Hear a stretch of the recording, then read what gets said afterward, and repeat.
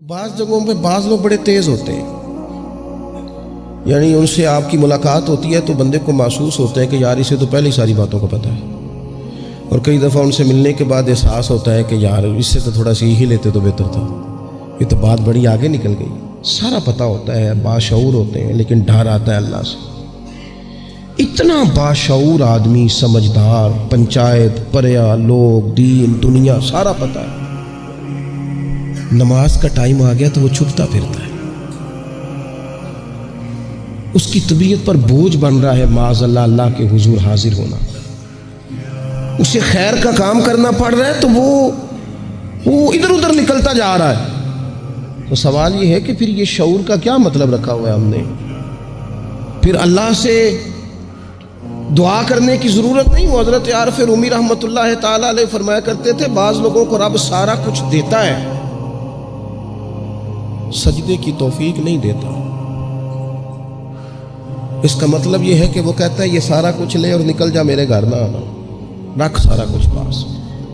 رب سے عافیت مانگی جائے، اس سے اس کا فضل مانگا جائے، اس سے اس کا کرم مانگا جائے۔ اللہ کے پیارے رسول صلی اللہ تعالی علیہ وآلہ وسلم اس عافیت مانگنے پر زور دیتے، توجہ دیتے۔ میں آپ کو صحیح بتاتا ہوں، رب نے اگر کسی بندے کو عافیت میں رکھا ہو نا تو حالات کیسے بھی برے چل رہے ہوں اس کا بگاڑ کچھ نہیں سکتے۔ اور اللہ تعالیٰ معاف کرے 100 دفعہ خاکم بدہن، اگر کسی وقت اس کے کرم کی نگاہ پھر جائے تو پھر سارے اسباب سمیت بھی انسان اپنے پیروں پہ کھڑا نہیں رہ سکتا۔ اس سے جب تک طلب کرم نہیں ہوتا، طلب عافیت نہیں ہوتی، اس کی بارگاہ سے جب تک بندہ مومن پورا رجوع نہیں کرتا، یہ عافیت اتنی اعلیٰ چیز ہے کہ نبی پاک علیہ السلام نے فرمایا آذان اور اقامت کے درمیان جو وقت ہوتا ہے اس میں دعائیں رد نہیں ہوتی۔ دعا مانگا کرو گے تمہاری اللہ اپنے فضل سے قبول کر لے گا۔ عرض کی یا رسول اللہ کیا مانگے؟ تو فرمایا عافیت مانگو رب سے۔ حضرت انس بن مالک حدیث کے راوی ہے رضی اللہ تعالیٰ، یہاں بھی فرمایا یہ عین قبولیت کا ٹائم ہے، اللہ سے عافیت مانگ لو، اس کی پناہ۔ ہم دعاؤں میں بھی محدود ہو جاتے ہیں۔ رب دا طالب کوئی نہ ملیا، جو ملیا طالب زردہ ہو۔ جب عافیت، ایک بزرگ تھے ہر وقت اللہ سے عافیت مانگتے تھے، ہر وقت اللہ سے عافیت مانگتے تھے، ہر وقت عافیت مانگتے۔ لوگوں نے پوچھا، لوگ ان کو صالح جانتے تھے، نیک سمجھتے تھے، کہ حضور آپ اور کوئی دعا مانگتے نہیں، عافیت ہی مانگتے ہیں۔ فرمانے لگے میں مانگا کرتا تھا شروع میں، بعد میں خیال آیا اور بھی دعائیں مانگا کرتا تھا، یہ احساس بعد میں نصیب ہوا۔ فرماتے میں مزدوری کرتا تھا، مال برداری کرتا تھا، ایک جگہ پہ ڈیوٹی کر رہا تھا تو تھک گیا، اور وہ جو کام لینے والے لوگ تھے ان کا رویہ بھی بڑا ترش تھا، تکلیف ہوئی۔ تو میں نے اپنے مالک کی بارگاہ میں عرض کی، مالک اگر 2 روٹی بغیر مجھے مشقت کے مل جائے دن میں تو تیری بارگاہ تو بڑی قریب ہے۔ کہتے ہو میں نے یہ دعا مانگ لی، ذرا میں تھوڑا آگے بڑھا تو 2 بندے آپس میں لڑ رہے تھے، میں ان کی صلح کرانے کے لیے، انہیں بچانے کے لیے آگے بڑھا، تو میں جس کو چھڑا رہا تھا دوسرے نے میرے اوپر ضرب لگا دی، میرا بھی سر پھٹ گیا۔ تھوڑی دیر کے بعد وہاں پولیس آ گئی، وہ تینوں کو لڑنے والا سمجھ کے اٹھا کے لے گئے، مجھے جیل ہو گئی۔ 2 روٹیاں بغیر مشقت کے روز ملنی شروع ہو گئی۔ دعا مانگی تھی نا کہ یا اللہ 2 روٹیاں مل جائے نا بغیر مشقت کے، کہتے ہیں وہ 2 روٹیاں روز ملتی، کوئی کام نہیں کرنا پڑتا، پر جیل ہو گئی۔ فرماتے ہیں میں بڑا پریشان تھا، روز روٹیاں پابندی سے آتی اور بہترین آتی، کھانا ملتا۔ پھر کچھ عرصے کے بعد میں نے سوچا کہ یار یہ دعا تو قبول ہو گئی نا تیری، اب تو اگر اس پر کوئی الگ بات کرے گا تو وہ تو غلط کرے گا۔ کہتے پھر خود ہی میرے دل میں اللہ نے بات ڈالی اور میں نے عرض کی مالک 2 روٹیاں نہیں، مجھے تو عافیت چاہیے، مجھے تو عافیت دے، میرے اوپر تو کرم فرما، تو نظر رحمت کر، جے ایک قطرہ بخشے مینوں، جے ایک قطرہ بخشے مینوں تے کام بن جاندا ہی میرا، مہربانی کر عافیت عطا کر۔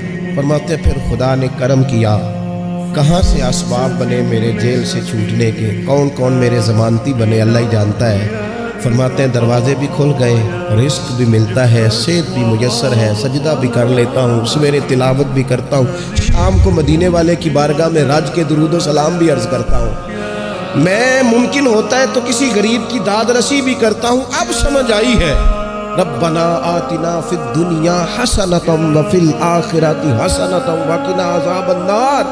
اب سمجھ آئی ہے رب سے جب بھی مانگنا ہے عافیت ہی مانگنی ہے، اس سے کرم مانگ۔ ہم نے محدود دعائیں رکھی ہوئی ہیں، محدود، وہ جی فلانا کام میرا ہو جائے تو بھئی وہ ایک ہو گیا، اس کے بعد پھر نئی ٹینشن بن جائے گی۔ نہیں، میں جی بچوں کی شادی کر لوں جی پھر میں فارغ ہوں۔ آپ شادی کر کے دیکھیں، لاگو پتہ جائے گا کیسے فارغ ہوتے ہیں۔ آپ یہاں رکتے کیوں ہیں؟ آپ خدا سے عافیت کیوں نہیں طلب کرتے؟ اس کی بارگاہ سے وہ کیوں نہیں مانگتے کہ جو ایک قطرہ ملے تو دنیا اور آخرت کے سارے کام ہو جائیں؟ اس سے اس کی رحمت کا سوال کرے، اس سے اس کے کرم کا سوال کرے۔ اللہ کی بارگاہ میں بھی حاضر ہونا اور جچی تلی اور جناب ناپ تول کر اور محدود چیزوں کا سوال کرنا، مالک سے مانگے، اور وہ جب دیتا ہے تو دیتا بھی بے حساب ہی ہے۔ وہ جب عطا کرتا ہے تو کرم کے دروازے کھول کے عطا کرتا ہے، ورنہ تو ایک الجھن سے انسان نکلتا ہے دوسری میں الجھ جاتا ہے، ایک گتھی کو سلجھاتا ہے۔ پھر اقبال رو پڑے تھے، کہنے لگے میں عقل کی گتھیاں سلجھا چکا ہوں، یا رب مجھے صاحب جنوں کر دے۔ اللہ یہ بڑا میں نے ہیر پھیر دیکھ لیا، مجھے دیوانہ بنا، اب مجھے جنون ہو، اب میں کسی کے لیے رویا کروں، اب میں کسی کی یاد میں تڑپا کروں، اب میں رات کسی کے لیے میری آنکھیں بیدار رہیں۔ یہ بڑی ہو گئی دنیا داری، عقل کی گتھی حالانکہ نہیں سلجھتی، پر اقبال کہتے ہیں عقل کی گتھیاں سلجھا چکا ہوں، یا رب مجھے صاحب جنون کر دے۔ اور پھر کہنے لگے بجھی عشق کی آگ اندھیر ہے، اب یہ مسلمان نہیں، یہ خاک کا ڈھیر ہے، تو مٹی بن کے رہ گیا کیا؟ کہاں اپنی ساری توجہات کا قبلہ کس چیز کو میرے عزیزوں؟ اللہ سے عافیت۔ نبی پاک علیہ الصلوۃ والسلام نے ایک شخص سے پوچھا کیا دعا مانگ رہے ہو؟ تو اس نے کہا یا رسول اللہ میں اللہ کی بارگاہ میں صبر کا سوال کر رہا ہوں۔ تو حضور فرمانے لگے صبر تو مصیبت پر ہوتا ہے۔ یا رسول اللہ پھر کیا مانگوں؟ آپ ان جملوں اور لفظوں کی گہرائی کو سمجھیں، صبر کے لیے تو پہلے مصیبت آئے گی، پھر صبر آئے گا۔ تو یا رسول اللہ کیا مانگوں؟ فرمایا تو رب سے عافیت مانگ۔ مانا کیا ہے؟ مصیبت آئے کیوں؟ اللہ تجھے اپنی حفاظت کے حصار میں لے لے، وہ وقت ہی کیوں آئے کہ جب تیری طبیعت الجھ جائے، جب تو پریشان ہو جائے، جب تو تو اللہ سے عافیت مانگنا۔ جب تو عافیت مانگے گا تو اگر کبھی مشکل آئے گی بھی نا، تو خدا پھر اپنے فضل سے مشکل سے نکلنے میں رستہ بھی بڑی جلدی عطا فرمائے گا اور تیرے اوپر فضل فرمائے گا۔ اگر عافیت، ہارون رشید نا اپنے محل کی چھت پہ ٹہل رہا تھا، سب سے اوپر والے چوالے، نیچے سے حضرت بہلول دانا گزر رہے تھے، اوپر اس کے ساتھ سپاہی بھی تھے، گن مین بھی تھے۔ اس نے کہا یہ بابا تو ذرا اوپر اٹھاؤ۔ انہوں نے ایک ڈولی، ایک ٹوکری سمجھ لیں، اس کو رسیاں باندھ کے نیچے پھینکا۔ نیچے جو سپاہی تھے ان کو کہا کہ یہ بابا جی کو پکڑ کے اس میں بٹھاؤ۔ انہوں نے جبرن تھاما بابا جی کو، اس میں ڈالا، اوپر والوں نے کھینچ لیا۔ 2-3 منٹ لگے۔ ہارون رشید کے سامنے حضرت بہلول دانا پہنچ گئے تو تھوڑے ناراض بھی ہوئے کہ یہ کوئی طریقہ تو نہیں نہ بلانے کا۔ ملاقات ہوئی تو کہا کیوں بلایا؟ کہنے لگا ایک مسئلہ پوچھنا تھا۔ فرمانے لگے بادشاہ ہے نا، تیرے مسئلے پوچھنے کا بھی اپنا ہی انداز ہے، پوچھ مسئلہ۔ کہنے لگا بابا پوچھنا تھا کہ آپ اللہ تک کیسے پہنچے؟ حضرت بہلول دانا چپ کر گئے۔ 2-4 منٹ کے بعد کہنے لگے جس طرح بھی ابھی زمین سے تیرے تک نہیں پہنچا، بالکل اسی طرح پہنچ گیا رب کریم کی بارگاہ پر، اور وہ بھی جو اس نے کرم فرمایا ہے، ورنہ میں تو نہیں سمجھتا کہ میں پہنچ گیا، وہ بھی اگر تیری خوشی۔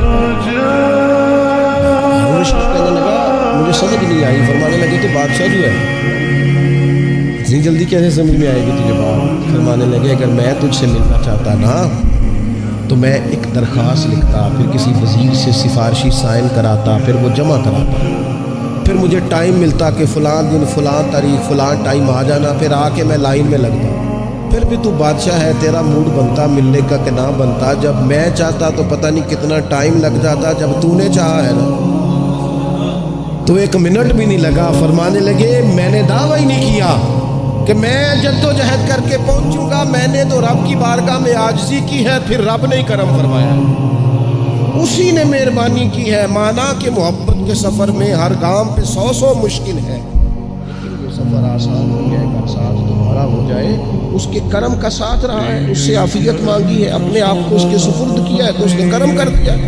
جب تک یہ مزاج نہیں ہم بناتے کہ مالک سے عافیت کا سوال کریں، اپنے آپ کو اپنے رب کے حوالے کر دیں، اس کی رحمتوں کے سپرد کر دیں، اتنی دیر تک زندگی میں ٹھہراؤ نہیں آتا، قرار نہیں آتا۔